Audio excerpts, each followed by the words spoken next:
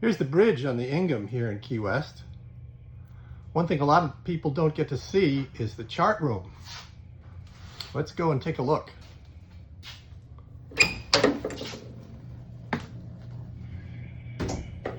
Inside of the chart room are several instruments that keep track of the ship's progress. This is the sounding machine that constantly lets you know how deep the water is below the ship and keeps a paper track of it just in case. We're also just forward of the CIC, the Combat Information Center.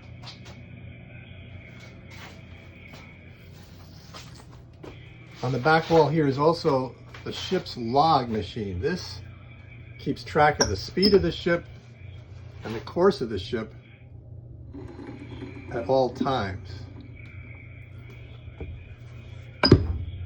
Right here on the port side is the foghorn controller. This would set the foghorn to go off at intervals if the captain required it. And since this is the chart room, this is the drawers where all the charts were stored. Any corrections or updates that needed to be done would be done in here.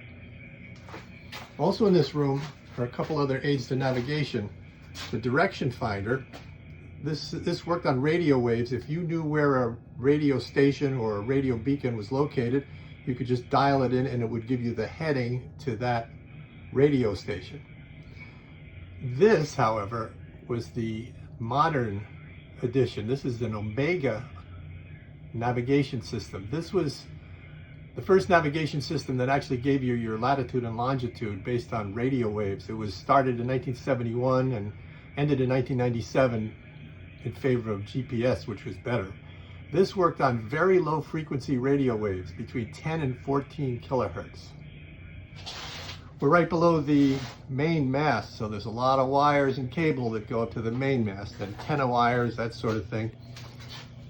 Also right here is the navigation light control panel. You could turn on and off your navigation lights, and also that little window above the switches would let you know if the light was out so you could take appropriate action.